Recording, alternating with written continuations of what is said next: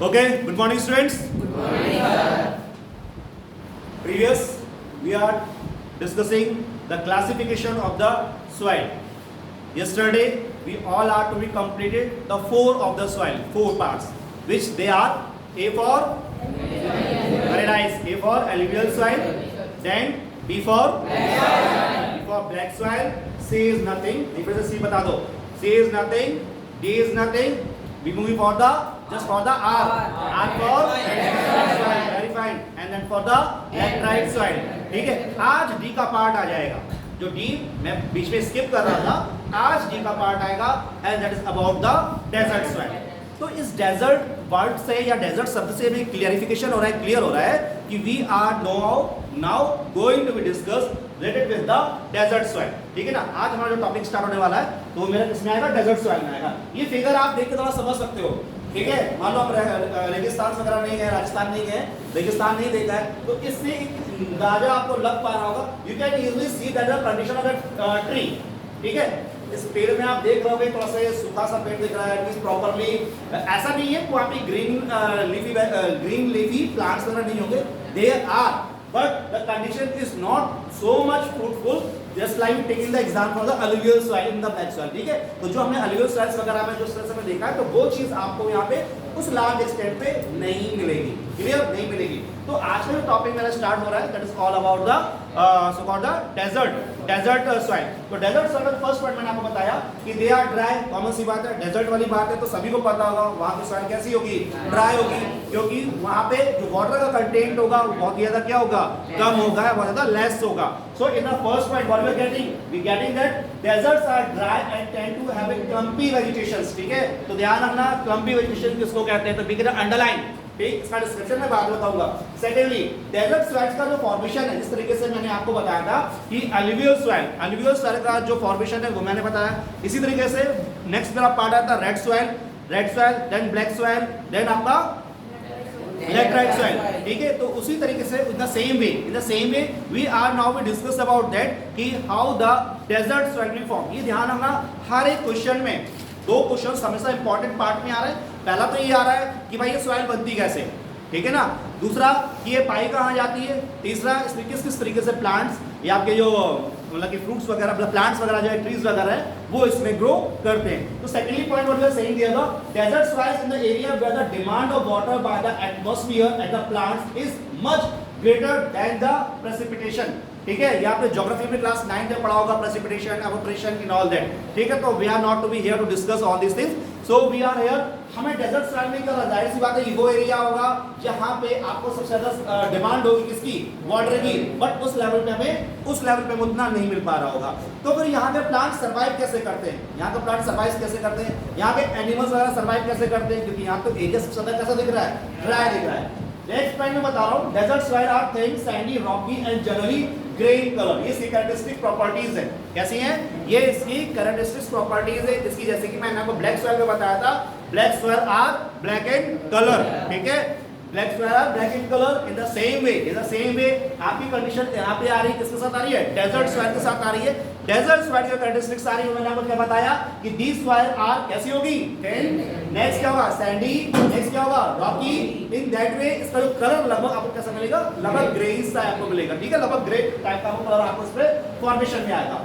Desert soils very dry, we all are know. जैसे मैंने पहले भी पॉइंट में आपको बताया कि डेजर्ट सॉइल कैसी हो रही है, बहुत ज्यादा ड्राई हो रही है, तो सूखी हो रही है, क्योंकि when it comes and rain it shock the water and very quickly. Common सी बात है कि जो चीज सूखी हुई होगी, ठीक है, जो गीली होगी उसमें पानी डालोगे तो भैया कितना क्योंकि वो तो ऑलरेडी वाटर होल्डिंग की कैपेसिटी होती है हर एक चीज की. सपोज मान लीजिए मैंने कपड़े कोई पानी में डिप किए, तो वो कपड़ों की डिप करने मतलब कि सोक करने की कैपेसिटी होगी कि इतना अमाउंट उसमें एब्जॉर्ब करेगा और उसके बाद पानी बार बार निकलने लगेगा. इन द सेम वे जब कोई सॉइल अगर ड्राई है, अगर सॉइल ड्राई है तो जब भी रेनफॉल हुई तो रेनफॉल होते ही क्या वो पानी का उसने एब्जॉर्ब, और वो एब्जॉर्बेशन बहुत मतलब कि क्विकली करती है, मतलब कि बहुत ज्यादा उसको एब्जॉर्ब हो जाती है, क्विक करती है. क्योंकि क्यों करती है, तो पहले से बहुत ज्यादा वो कैसी है, ड्राई है, बहुत ज्यादा सूखी हुई है, जिसके द्वारा कि ज्यादा सी भी रेनफॉल हुई नहीं तो उसने तुरंत क्या कर लिया, एब्जॉर्ब कर लिया. ठीक, next point, the surface of soil में appear crusty, this is due to the lack of the rainfall. ये थोड़ा क्रस्टी फॉर्म में आपको ये डेजर्ट सॉइल दिखाई देती है।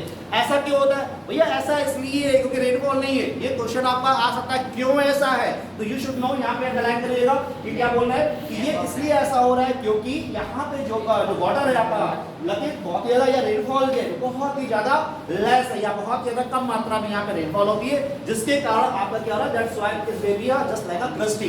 ठीक है, दूसरी बात कॉमन सी बात आ रही है कि as it is so hot water is drop at the surface of soil by evaporation. भैया रेत है, ठीक है, देखा है कभी कभी भी गर्मी में रेत पर चलना बड़ा मजा आएगा रियली। ठीक है, तो भाई इतनी गर्म है कि पानी जलते ही क्या होगा, पूरा एवोपरेट। ठीक है ना, इतना गर्म रहता है खासकर इस टाइम पर, तो ओह गॉड भैया बचाओ। ठीक है, तो यहाँ पे क्या हो रहा है, इतना गर्म होगा कि आपका जरा सा भी पानी उसमें गिरा नहीं कि वो पूरा एवोपरेट हो जाता है। ठीक है, नेक्स्ट पॉइंट क्या बता रहे, अब यहाँ पे कैसे प्लांट्स आएंगे भैया? पानी भी बहुत कम हो रहा है, रेनफॉल भी कम हो रही है।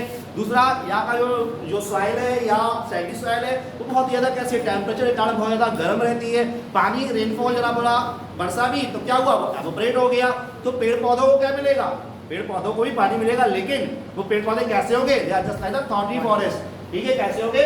थॉर्नी या कैक्टस प्लांट्स होंगे, जो कि क्या होगा, यहाँ पे ग्रो कर रहे होंगे। इन प्लांट्स को उतना लार्ज स्केल पे या वाटर रिक्वायरमेंट उतनी ज्यादा नहीं रहती, क्योंकि इन सब के क्या रहता है, थॉर्न होते हैं किसमें, देखिए कैक्टस वगैरह में, जिनका ट्रांसपिरेशन उतनी लार्ज स्पीड से नहीं होता है जितना नॉर्मल प्लांट्स वगैरह में होता है। ठीक है ना, तो हमें कॉम्पोज एग्जाम्पल मिल गया, कैक्टस हो गया, बडेट पाम वगैरह हो गया। मींस ये जो प्लांट्स है, थॉर्नी फॉरेस्ट जितने भी होंगे, थॉर्नी प्लांट्स जितने भी होंगे, वो जनरली यहाँ पे ग्रो अप कर जाएंगे। अब देखिए इंडिया में, जैसे कि मैंने उस दिन आपको बताया था, लगभग 10% एरिया ज्योग्राफिकल एरिया का वो कवर कर रहा है। कौन सी सॉइल? ठीक है, लगभग ज्योग्राफिकल एरिया का हमारा लगभग 10% एरिया कौन कवर कर रहा है? ओके, उसी तरीके से 4%, ठीक है, इंडिया हैज अप्रोक्सीमेटली कितने परसेंट? 4%। नोट्स में इस पॉइंट रखिएगा, ध्यान रखिएगा। Total area covered with the desert soil in the region of the Rajasthan adjoining the area of Punjab and the Haryana, lying between the Indus and the Aravalli, the Run of Kutch कहाँ पड़ेगा? गुजरात। ठीक है, in Gujarat and the coastal region of the Odisha, Tamil Nadu and the Kerala. ये जो आपका deserted area है, ये जो आपको सीन आपको दिखाई दे रहा है, तो ये आपको बेसिकली लगभग कितना एरिया कवर कर रहा है? 4%। अबाउट द 4% का ज्योग्राफिकल एरिया, ये लगभग 4% तक आपका एरिया कवर कर रहा है। और उसके साथ साथ ये एरिया आपका मूव कहाँ कर रहा है, कहाँ पे, या कोई सब पार्ट ऑफ राजस्थान में मिल जाएगा, adjoining area of Punjab and Haryana भी मिल जाएगा, और आपका जो अरावली और रन ऑफ कच्छ का जो एरिया है वहां पे भी मिल जाएगा। और यहाँ तक कि ये आपका कोस्टल एरिया जो पड़ता है वो आपका कौन सा हो गया? आपका उड़ीसा का पार्ट हो गया, आपका तमिलनाडु का हो गया, as well as that is all about the Kerala. ठीक है, तो ये मेरी स्टोरी रही किसके लिए? आपकी डेजर्ट सॉइल के लिए। तो मेरे आज कितना नेक्स्ट एक टॉपिक और ऐड हो गया, तो वो मेरा कौन सा था? डेजर्ट सॉइल का। तो सबसे पहले जो मैंने डिस्कशन किया था, that is all about the alluvial soil. Secondly मेरा black soil, C is nothing, now D is desert. ठीक है, डेजर्ट सॉइल, फिर आपका कौन सा आ गया? रेड सॉइल, देन आपका लैटराइट सॉइल। ठीक है, अब मेरा आता है नेक्स्ट सॉइल जिसके बारे में हम डिस्कशन करेंगे, वो होगा मेरा कौन सा? Forest soil. ठीक है, आप देखिए ये पाई चार्ट दे रखा है। ठीक है, इस पाई चार्ट से अगर हम आपसे केस स्टडी के भी क्वेश्चन पूछ सकते हैं। इस पाई चार्ट के बेसिस पे आपके हम बोर्ड एग्जाम में केस स्टडी का भी पार्ट आ सकता है। इसको आपको दिखाया जाएगा, परसेंटेज आपको प्रोवाइड कराएंगे, और that is all about having. ये आपको लगभग एक एरिया दिखा रहा है कि जो ये शो कर रहा है कि that much is area which is to be covered by the different type of the soil which we discussed already, or the one of the soil which we are going to be discussed, जो मैं पहले discuss कर चुका हूँ, और last जो मैं discuss करने वाला हूँ। तो जाहिर सी बात है, ये सॉइल कौन सी है? फॉरेस्ट है।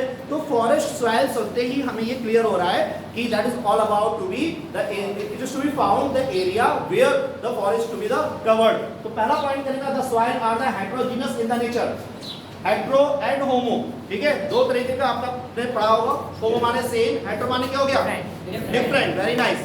ठीक है, तो ये सॉइल ऐसी होगी कि आपको हेटेरोजेनस नेचर में होगी। दूसरा क्या है? The property of the soil varies with the mountains, climate and the altitude. Common सी बात है, जिस तरह की मैंने प्रॉपर्टीज आपकी वहां पे बताई, तो सेम यहाँ पे भी ये बात आ रही है कि जो भी इसकी प्रॉपर्टीज है, आपकी soil place to place varies कर जाएगी, और ऊंचाई एल्टीट्यूड के अकॉर्डिंगली और क्लाइमेट के अकॉर्डिंगली भी चेंज कर जाएगी।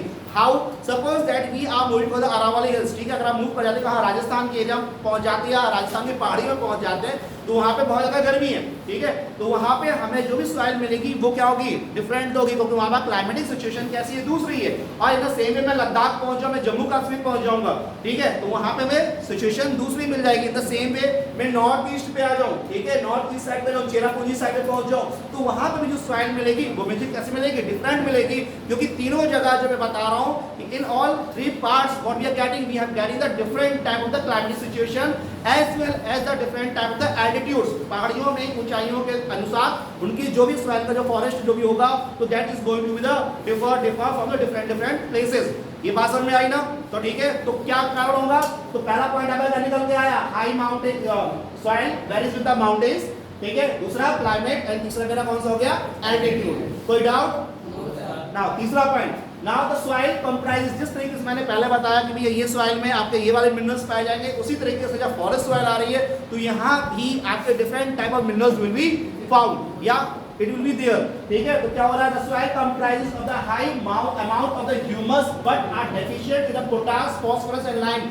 ये ध्यान रखिएगा, क्वेश्चन ये पूछा जा सकता है कि फॉरेस्ट सॉइल में किस तरीके के मिनरल्स डिफिशिएंट होते हैं, कम होते हैं या नहीं पाए जाते हैं, कम मात्रा में पाए जाते हैं, तो आप बताओगे कौन सा, potassium then phosphorus then lime, very nice. और उसके साथ साथ ये भी पूछ सकते हैं क्या ह्यूमस आपका फॉरेस्ट सॉइल में पाया जाएगा, ऑफ कोर्स पाया जाएगा, ह्यूमस विल बी देयर, लेकिन जो न्यूट्रिएंट्स वाली बात रखी है वो वहाँ पे या तो होंगे ही नहीं या बहुत नेग्लिजिबल होंगे, जिसको हम काउंटिंग में नहीं ले रहे हैं। नेक्स्ट पॉइंट कह रहा है the soils are adequate and suitable for the plantation of tea, coffee, spices and the tropical fruits. जितने भी हम लोगों ने देखा होंगे जैसे कॉफी के या टी का बाग है, वो सब किसमें, पहाड़ों पे रहते हैं, जिसको हम टेरेस फार्मिंग वगैरह में यूज करते हैं। टेरेस फार्मिंग का इसलिए यूज करते हैं ताकि रनिंग वाटर किसी भी तरीके का सॉइल इरोजन को ना कर सके और हमारी सॉइल में किसी भी तरीके का नुकसान ना हो सके। तो ये बेसिकली जो सॉइल है वो हम यूज करते हैं, इसके लिए आपका टी हो गया, कॉफी हो गया, और ट्रॉपिकल फ्रूट्स वगैरह जो हो गए, उन सब के लिए हम इस सॉइल का यूज करते हैं। The soil is loamy, जैसे पहले ही बताया था आपको, the soil is a loamy and a slit in valley sides and coarse grain in the upper slopes। देखिए ये जो soil होगी, जो valley side होगी, जो आपके दराज वाला वैली वाला पार्ट होगा, वहाँ पे कैसी होगी, ये मतलब सिल्ट होगा और लोमी होगी। लेकिन उसके साथ साथ अगर हम कोर्स ग्रेन की बात करते हैं तो ये हमें कहाँ मिलेगा, ये हमें अपर स्लोप में मिलेगा, लोअर स्लोप में नहीं। मैंने आपको 2 बार बताया था कि 2 पार्ट्स हमें मिल रहा है, एक मुझे मिल रहा है अपर स्लोप और दूसरा मुझे मिल रहा है, ठीक है, तो यहाँ मुझे क्या मिल रहा है, ठीक है, तो यहाँ मुझे कहाँ पे मिलेगा, ये अपर स्लोप में मिलेगा। नेक्स्ट पॉइंट यार, ये सॉइल जो है कैसी है, एसिडिक इन नेचर, ठीक है, the soil is acidic with low humus, ठीक है, the soil is acidic with low humus content in the snow covered area. आप कंफ्यूज हो गए, आपने कहा सर आपने तो बताया वहाँ पे ह्यूमस है और यहाँ पे सर आप कहने लगे लो ह्यूमस है, लेकिन भाई लो ह्यूमस वहाँ पे होगा ना जो एरिया किस पे होगा, आपका बर्फ से ढका होगा। जब बर्फ से कोई चीज ढकी हुई होगी तो फिर वहाँ पे डिकेड कैसे होगा, बर्फ में तो हम लोग अपनी बॉडी कितने दिन तक भी रखे रहे, डेड बॉडी, अपनी बॉडी नहीं, डेड बॉडी, ठीक है ना, ताकि वो डिकम्पोज नहीं हो, उसमें बदबू नहीं आए। तो वही चीज यहाँ पे भी आ रही है भाई कि वहाँ पे आपको लो ह्यूमस उस जगह पे मिलेगा जहाँ पे वो बॉडी या जो भी आपके डिकेड प्लांट्स हैं या एनिमल्स हैं वो डिकेड ना हो पा रहे हो, ठीक है, डिकम्पोज नहीं हो पा रहे। क्यों? क्योंकि वो पूरा पहाड़, वो पूरा बर्फ, that is to be covered with the snow. तो ध्यान रखिएगा, that may be come in the examination कि फॉरेस्ट एरिया में वो कौन सा एरिया है जहाँ पे आपका ह्यूमस कम पाया जाता है। आप लो वी आर गेटिंग कंफ्यूज्ड। अभी तो बताया गया था कि ह्यूमस बहुत ज्यादा होता है लेकिन कुछ मिनरल डेफिशिएंट है, पोटेशियम, पोटास और लाइम, वो नहीं होगा। अब यहाँ तो दूसरी बात पूछ दी, अब आप कहोगे सर ये तो आउट ऑफ सिलेबस है, ये तो था ही नहीं, that is not the out of syllabus. You go to the deep to the content, to the topic. You should have to be know about the properly of the related with the topic। तो हम इस topics में क्या देखने को मिला एक चीज कि सॉइल कैसी होगी, एसिडिक होगी, कहाँ पे, जहाँ पे आपका लो ह्यूमस होगा, और ऐसी स्थिति में कहाँ मिल रही होगी, जो भी पहाड़ियाँ आपकी बर्फ से ढकी हुई होंगी। The area which will be covered with the snow. Clear? Now move for the next one. It is a fertile lower part of the valley। ये कहाँ फर्टाइल मिलेगी, जो भी आपका वैली का आपका कैसा पार्ट हो, लोअर पार्ट हो, निचला पार्ट होगा, वहाँ पे ये आपकी जो भी सॉइल है वो कैसी होगी, फर्टाइल होगी। These soil are found, अब भैया फॉरेस्ट है, पहाड़ वाली बात की है, तो जनरली आपको कहाँ मिलेंगे, जहाँ आपको पहाड़ मिलने वाले हैं। तो these soils are mostly found in the Himalayan region, ठीक है, आपका सिक्किम का पार्ट हो गया, अरुणाचल हो गया, असम हो गया, कश्मीर हो गया, ठीक है। और ऐसा भी नहीं है कि पेनिनसुलर एरिया और ईस्टर्न घाट्स में भी आपको मिल जाएगा। क्लियर? तो ये मेरी जो फॉरेस्ट एरिया है या फॉरेस्ट की जो आपकी सॉइल्स है वो सॉइल्स आपकी इस एरिया में प्रॉपर तरीके से मिलेंगी। क्लियर? अब ये पाई चार्ट है, इस पाई चार्ट से आप ये डिस्ट्रीब्यूट कर सकते हो, समझ सकते हो कि how much the percentage of the area, ठीक है, how much the percentage of the area which is to be required, या वो कौन से एरिया है जो सबसे ज्यादा सॉइल को कवर किए हुए हैं। तो आप यहाँ पे लगभग देख रहे होगे कि पूरा पाई चार्ट है, तो ब्लैक सॉइल लगभग हमें इन सब पाई चार्ट से सबसे ज्यादा देखने को मिल रहा है। So what we are getting, we are getting here 29.69% which to be occupied by the black soil. After that we are getting the second number, that is the red soil. Then after that we are getting the alluvial soil, and in the same way but ये सारी soil थोड़ी सी आपकी कम होती जाती है, मतलब फिर आपको forest soil about the 7.94% and desert और डेजर्ट सॉइल लगभग 6% और बाकी आपका लैटेराइट सॉइल सिर्फ 2%, अप्रॉक्सीमेटली 2.62%, और मार्शी एरिया दलदल वाला जो पार्ट होगा वो मेरा लगभग कितना है 2.17, और एल्कलाइन और सैलाइन जो सॉइल लगभग कहलाएगी वो अप्रॉक्सीमेटली 1.2 है। तो अगर हम ये देख रहे हैं तो ये अल्फाबेटिकली क्या हो रहा है, लगभग आपका डिक्रीज एक वे में जा सकता है, कह सकते हैं। ब्लैक कलर जिसको थोड़ा सा कम पसंद आ रहा है, ठीक है, हर कोई गोरा होना चाहता है, ठीक। तो इधर सेम है, जब मैं ब्लैक की बात कर रहा हूँ तो यहाँ पे क्या हो रहा है, ब्लैक लेकर सबसे ज्यादा परसेंटेज एरिया कवर करा इस पाई चार्ट के अकॉर्डिंगली, जो पाई चार्ट फ्रेम किया गया इस पाई चार्ट के अकॉर्डिंगली व्हाट यू गेटिंग कि that is all about the 29%। लेकिन अगर मैं रेड सॉइल पे आऊंगा तो थोड़ा सा क्या होगा, कम होगा, कहने में थोड़ा सा लग रहा है 1%, लेकिन वो 1% पूरा ज्योग्राफिकल एरिया में बहुत ज्यादा इफेक्ट कर जाएगा, ठीक है ना। तो that will make a huge difference. तो what you getting, black soil मुझे कितना मिला 29.69%, red soil 28%, alluvial soil approximately 22%, then forest 7.9%, and arid इसको दूसरी भाषा में desert soil को arid soil भी कहते हैं, ठीक है। तो arid और desert soil लगभग 6.1%, एंड लैटेराइट का 2, एंड मार्शी का भी अप्रोक्सीमेटली 2, और जो सैलाइन वाला पार्ट है वो मेरा लगभग 1.2% है।